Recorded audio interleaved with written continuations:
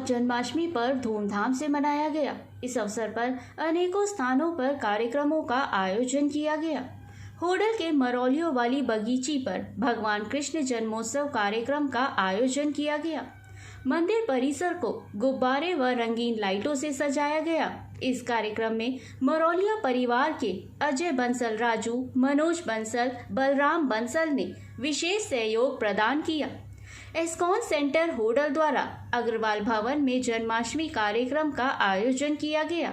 अग्रवाल भवन में इस अवसर पर जलाभिषेक किया गया और आकर्षक झांकियों के साथ भक्ति संगीत व भजन कीर्तन का भी आयोजन किया गया, जिसमें हजारों की संख्या में भगवान कृष्ण के दर्शन किए और भजन कीर्तन पर नृत्य किया।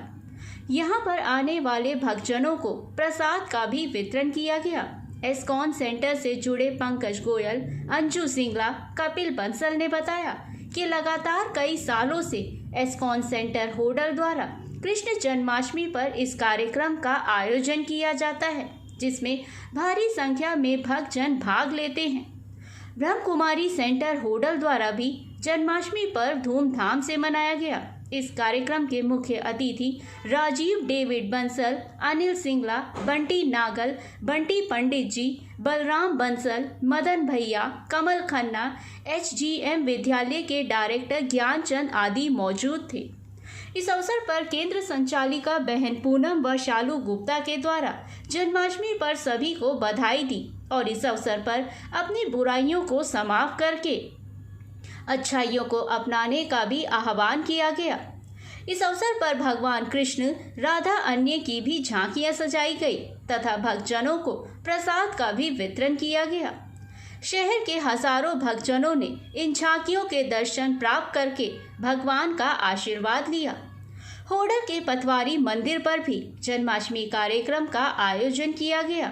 इस अवसर पर माता शेरावाली, बर्फानी बाबा व भगवान कृष्ण को हिंडोलों में झुलाया गया। हजारों भक्तजनों ने पथवारी मंदिर पर आकर के भगवान के दर्शन किए और माता का आशीर्वाद लिया। इस अवसर पर अनेकों भजन गायकों के द्वारा आकर्षक भजन प्रस्तुत किए गए, जिन पर नर नारियों ने जमकर नृत्य किया। होडल के लक्ष्मी नारायण मंदिर व रघुनाथ मंदिर में भी जन्माष्टमी पर्व पर कार्यक्रम का आयोजन किया गया, जहां पर होडल के मशहूर गायक विक्की गोयल व पारस लाडला के द्वारा आकर्षक भजन प्रस्तुत किए गए, जिन पर नर नारियों के द्वारा आकर्षक नृत्य किया गया। इस अवसर पर नर नारियों के द्वारा सजाई गई झांकियों का भी अवलोकन किया गया। कार्यक्रम में लवली सहीजा, अमरनाथ बागा, कमल खन्ना, सुभाष खन्ना, रूपा ठुकराल, नवीन कत्याल, दिनेश मक्कड़, राजेश कालड़ा, चंद्र मेहंदी रत्ता, ओम प्रकाश अधलक्का सहित अनेकों नर नारी मौजूद थे। जन्माष्टमी पर्व पर नागरिकों को सुरक्षा प्रदान करने के लिए SP पलवल चंद्र मोहन के द्वारा भारी पुलिस बल भी होडल के सभी मंदिरों में तैनात किया गया, जिनके द्वारा नागरिकों को पुलिस सुरक्षा प्रदान की गई। इसके अलावा पुलिस की गाड़ियां भी पूरे शहर में गश्त कर रही थी, जिससे नागरिकों को सुरक्षा प्रदान की गई।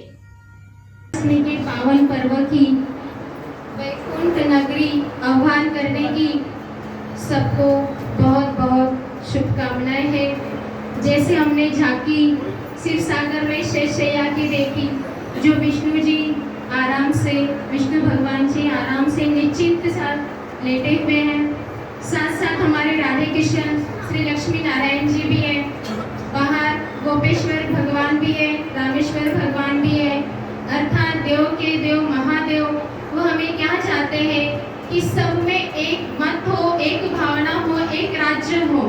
इसके लिए हमें श्री कृष्ण को मानते हुए साथ साथ शिव परमपिता परमात्मा की भक्ति करते हुए हम ब्रिज में रहते हैं, तो क्यों ना हम श्री कृष्ण जी जैसे अपने जीवन में गुण धारण करें, श्री कृष्ण भगवान जी जैसे बने और आपस में एक मत, प्यार और मिठास लाए। फिर से आप सबको पावन पर्व की जन्माष्टमी की बहुत बहुत शुभकामनाएं हैं कि होडल नगरी बड़ी भाग्यशाली है जो ब्रिज में पड़ती है। यही से इस भूमि का गायन है, तो हम इस नगरी में रहते हैं, हमारा बड़ा सौभाग्य है। फिर से ब्रह्मा कुमारी संस्था की ओर से आप सबको बहुत बहुत शुभकामनाएं हैं। ओम शांति। विकारों रूपी सांप को भी श्री कृष्ण ने